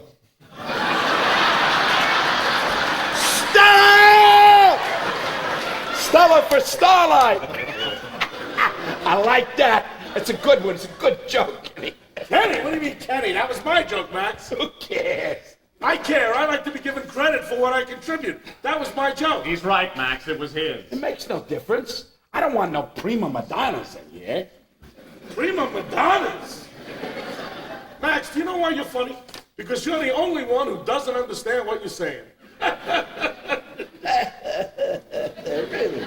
How about this? You're fired, Ira. I understood that. That makes sense to me. I thought that was extremely clear. I'm fired? Yes, you're prima unemployed. Max, I know I'm a little nuts, but on a line of crazies, you are 1.5 miles ahead of me. Oh, I see. You're sane, and I'm crazy. Don't take my word for it, ask my shrink. We've been analyzing you for the last 10 months. You had me analyzed? Right, we finished me last year, so this year we did you. He worships you, Max. He thinks you're a comic genius. No one makes him laugh the way you do, but he thinks you're capable of going to the Bronx Zoo and killing all the gorillas. I tell you what. I fire you and I fire him. He can't analyze me anymore. And if I see him, he'll be the first gorilla. I'm fired? Yes. Fine, great. I want my Stella joke back. No Stella. I paid for Stella. I own Stella. You can have Linus Paulus Hocus Docus. You can have He Knows Not What He Not Knoweth, Whom Pepidus Is. But Stella is mine. I'll give you Stella on one condition. No, sir. No conditions. Here's his condition. What's your condition, Ira? I just want you to say you love me.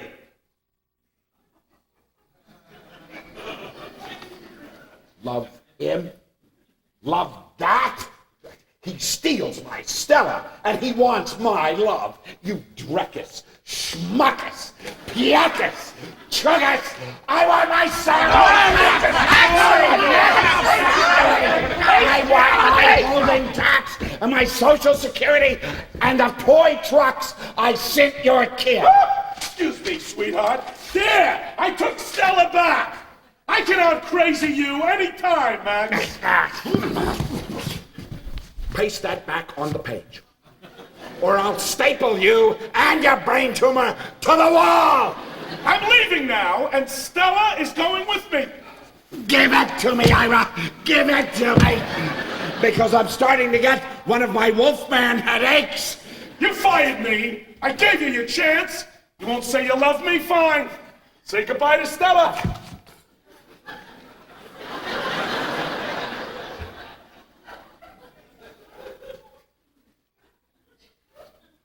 I'll tell you something. It's a funny joke, but it tastes like shit.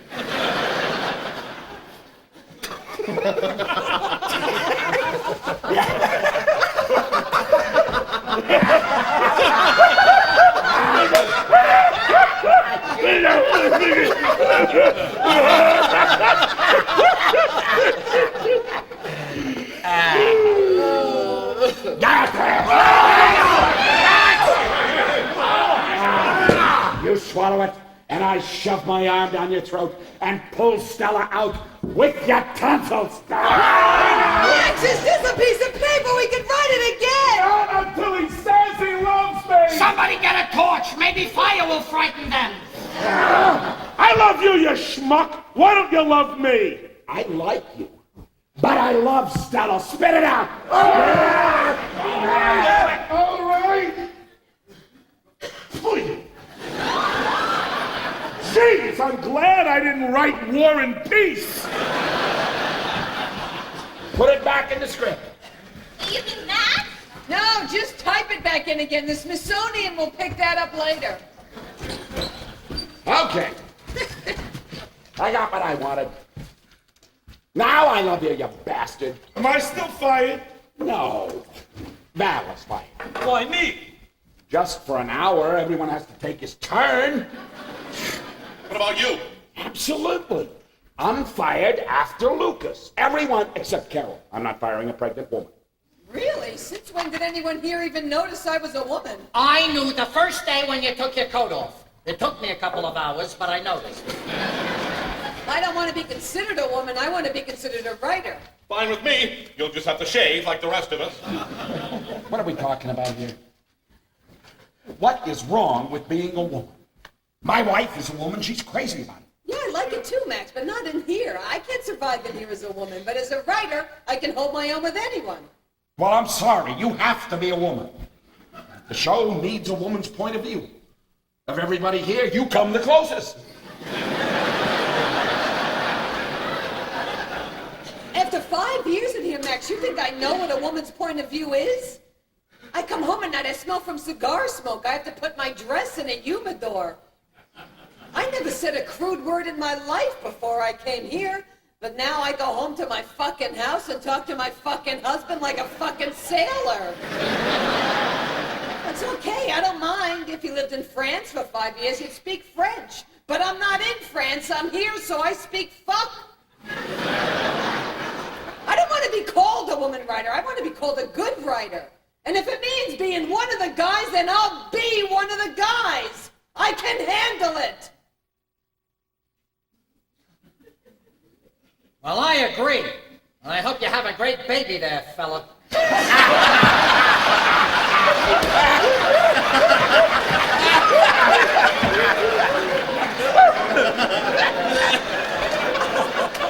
Okay.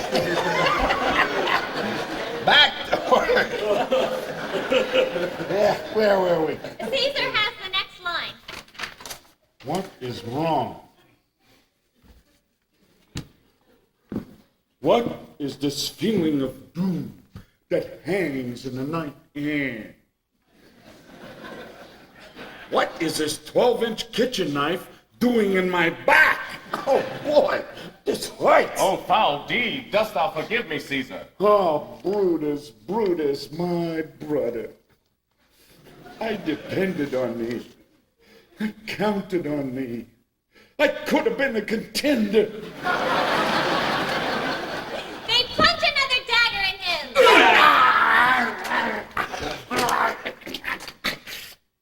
Taxi. The deed is done. Caesar reigns no more. It stopped raining? We pray for your soul, Caesar. Ad donde donis latinum more quantis bellum Nostradamus losto. Nostradamus lost? Against Southern Californians?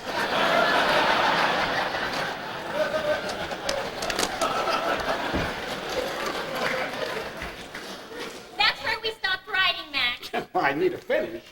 Something in my speech, something big. I got it, Max! You pull yourself up from the ground. You get up on one knee. You spread your arms out to Rome. And then you sing. Roma. How I love you, how I love you, my dear old Roma. I give the world to be among the folks in Fazzaguna Papalini, Roma. How I love you, how I love you. Fazzaguna Papalini. The man is crazy. Well, see me But I like all it. till I What get a to the sketch. pasta shore. Roma, how I love you, how I love you, my dear old Roma. I give the world to be among the folks in Fazzaguna Papalini.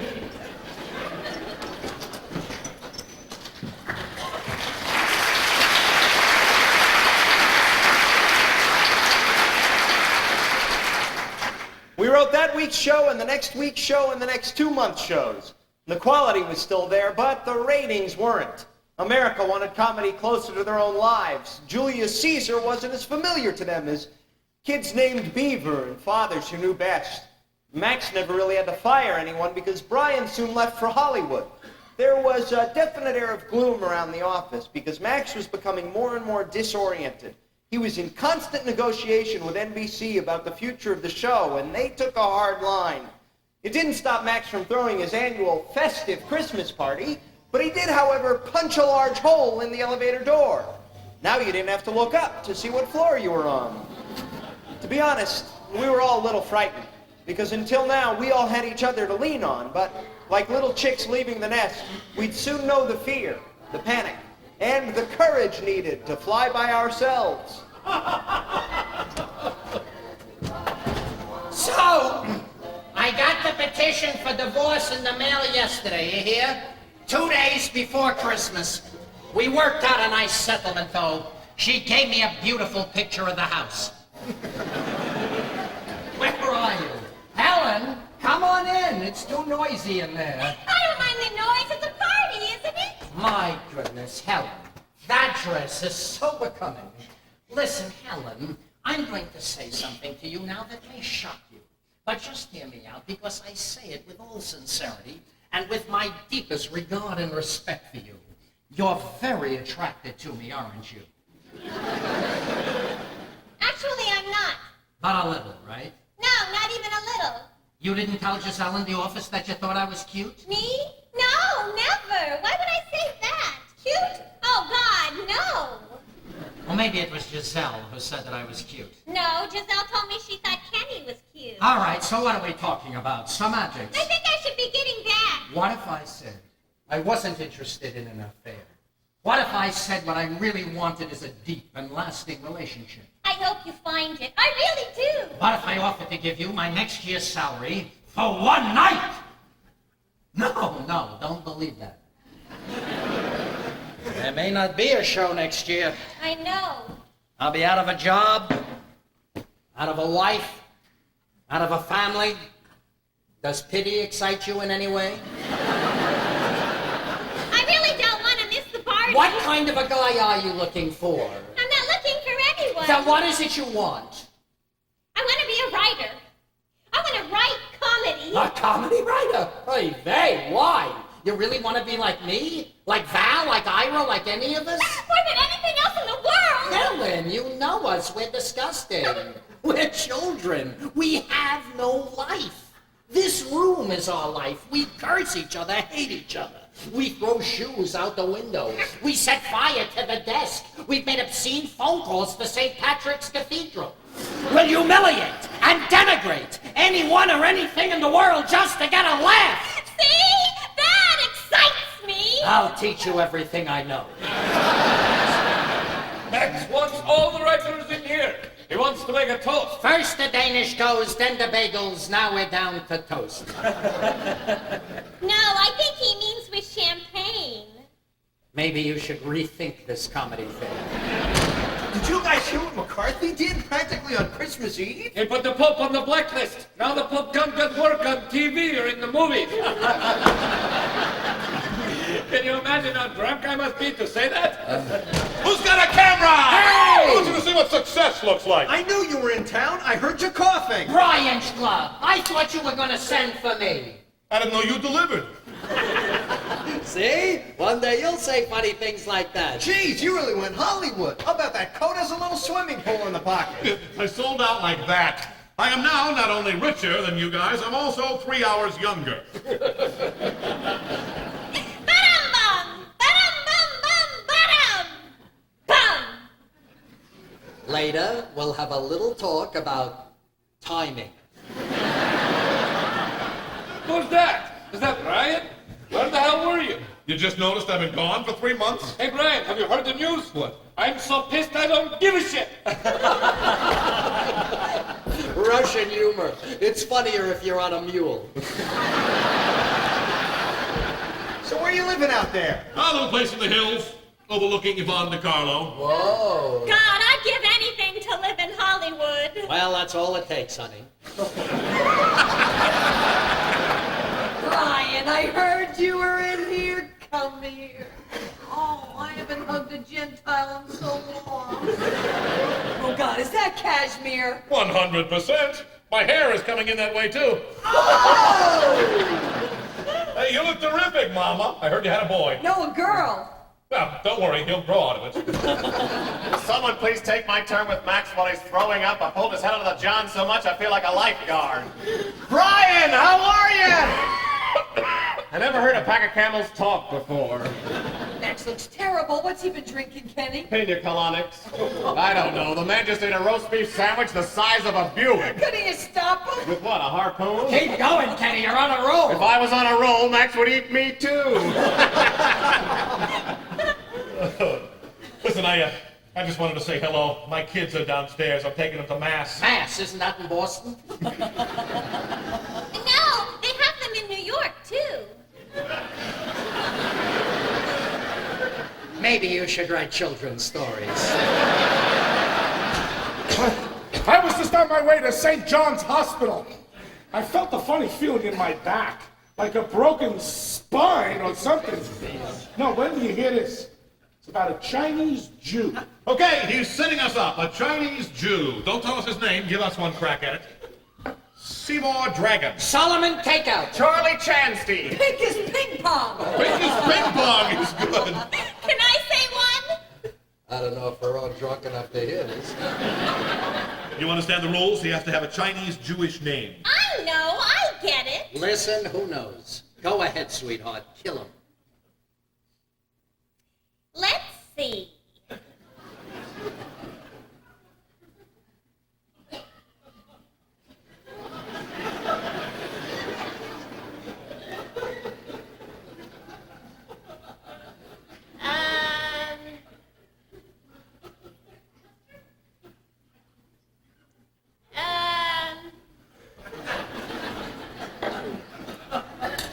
Sydney. Sydney. Can I take back Sydney? Good move, kid. Oh, I got it. Stephen.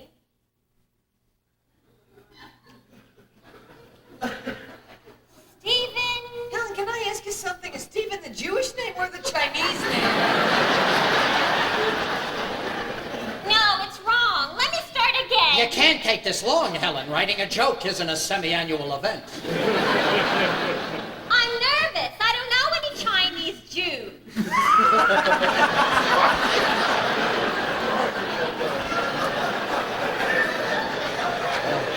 Did I just give the girl a name so I can finish the story? Come on, guys, give her a chance. Okay, all right.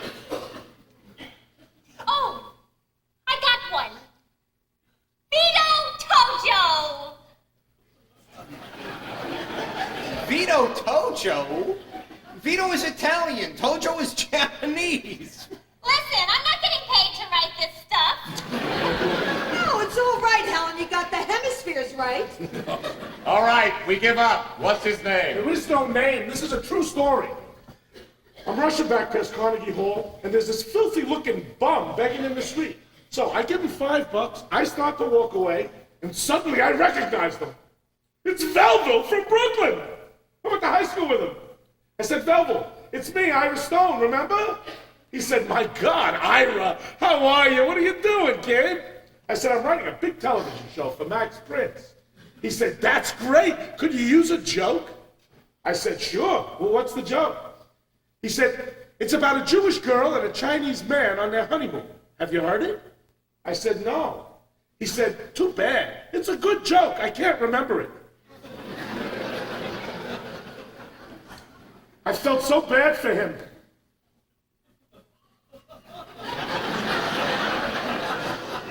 Ira, with all due respect to Velvo, what was the point in that story? The point is that we got the breaks and he didn't. He's waiting down there now. I think it'll be a nice gesture if we don't chip in $50 apiece for Velvo. I'm giving 100 myself. Down there, but for the grace of God, go I. Well, but for the grace of God, why don't you go down there and send Velvel up here? Now I'm chipping in with Ira. Why? You don't even know Velvet. I know, but every once in a while, Ira makes me cry. Go figure. Oh, waiting for you. Max Bryan is here. Did you see Bryan? Just dropped in from the coast to say hello, Max. Feeling any better, Max? You want to sit down, Max? I'll get your chair. I wonder if he hears us. Max, it's Val. Can you hear what I'm saying? Max, we're worried about... I don't think he hears me. Please forgive me. I'm a little drunk. Sometimes I don't know how to say things right. Maybe you never noticed. No. But as drunk as I am, I want to tell each and every person here, I love all of you. Why is that so hard to say? We never said it in my family. We said, eat. Eat was love. Potatoes was love. Brisket of beef was a lot of love. But I can tell you, I don't say it a lot. He doesn't say it a lot. Screw it. I'm going to say it. I love you. I love you. I love you. Wow. Does that make me hungry? Can everybody hear me? Clear as a bell, Max. My throat is a little sore. I was in my office and threw up out the window. I think I hit a little bum in the street.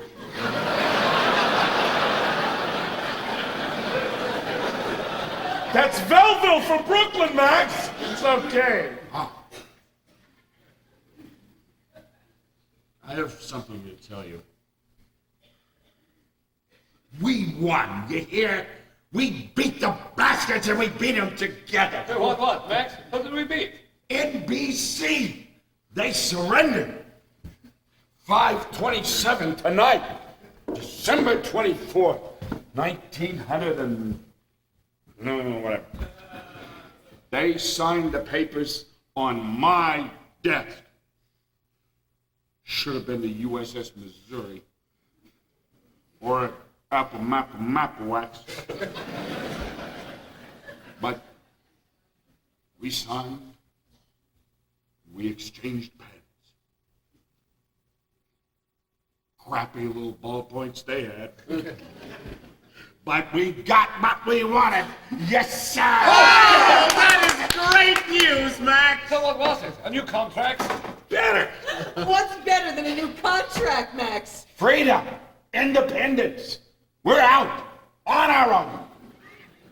From now on, we call the shots. You mean we can go to another network, CBS? You're damn right, CBS. Except CBS doesn't have any airtime next year. They got Walter Cronkite on everything. I hear ABC is looking for new shows, Max. There you go. ABC. But they don't want to do variety. They want sports. What am I going to do? Play golf for an hour? There's only 3 networks, Max. There's Channel 5, but they only have 1 camera. Right. So what is the smartest thing that we can do? What? We play the waiting game. We wait until the networks are all in trouble. And then they line up for us with their tongues hanging out. How long of a wait are you talking about, Max? Not long. We don't all have to wait. We break up for a while. You guys, you take other shows. I mean, you got families. You're in big demand. Best writers in the business. I'll do a couple of movies, maybe Broadway show, play Vegas, whatever. One day, the call goes out. They want us back on our terms. And the word spreads everywhere. They're getting together again. They're coming back. Sort of like Zorro. We can wear masks and ride white horses. No, not white, brown. You see, we just gotta wait them out. Maybe a year, 2 years, maybe 10 years. We're all young, we'll only get better. I don't know. Maybe it's a crazy idea, but it could happen if we want it. What do you think? You love me, I love you, Max. I'm in. There you go. I have a slight problem with 10 years, but we'll see what happens. Well, that's all I ask. Just think about it. Don't rush. I just didn't want to say goodbye tonight. We're not ready for it yet. No goodbyes, all right? I just said hello. I don't want to say goodbye.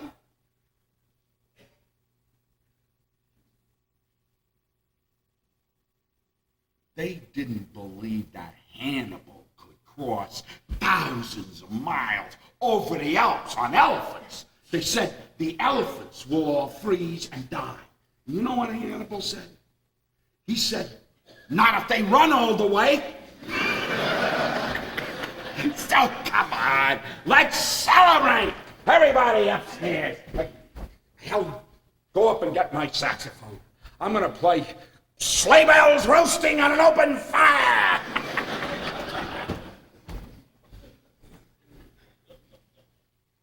I'll give $1,000 to the first one who says something intelligent. I think you just want it yourself. He doesn't really mean wait 10 years, does he? No, it's just a metaphor. For what? We'll wait 10 years. I don't know what the hell to think. Somebody tell me what to think. Max knows it's over, and he knows we know it's over. But he didn't know how to say it. Not as himself. He had to tell us as someone else, the way he hides behind a character on the show. So who was he just now? Hannibal? Alexander the Great? Maybe Cyclantis, whoever the hell he was.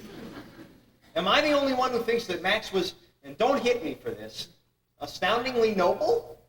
Noble? You think he was noble? He was Moses, for Christ's sakes. That man is a giant. He's Goliath. Maybe he's Goliath after David hit him in the head with a rock.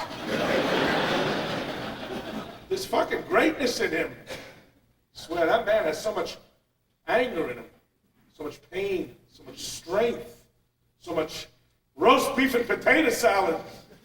That when he goes down like he did in here tonight, it was such a crash. People fell out of their beds in Belgium. Never be another Max Prince, because he's an original. I'm telling you guys, we just lived through history. Let's go in and join Moses before he eats up all the commandments. I can't believe it, but I think I'm gonna miss speaking fuck. You're gonna miss speaking it. I'm gonna miss doing it. I'm telling you guys, Hollywood is great. You'll love it. Listen, if you're a Jew, you end up in the desert no matter what. I would have followed Max to the ends of the earth, but the earth went off the air on June 1st, and we all went our separate ways. Some up, some down, some struggled, some had more babies, and one, like Brian, died much too young. Helen went to law school, and God knows what happened to her. But the most wonderful and incredible thing did happen. On the very last day of the very last show of the season, the newspapers announced the United States Senate voted 67 to 22 to censure Joseph McCarthy for conduct unbecoming a senator. His days were numbered. That night, Max took us all out to dinner, and he was so unbelievably funny the tears ran down our faces, and only some of it was from laughter.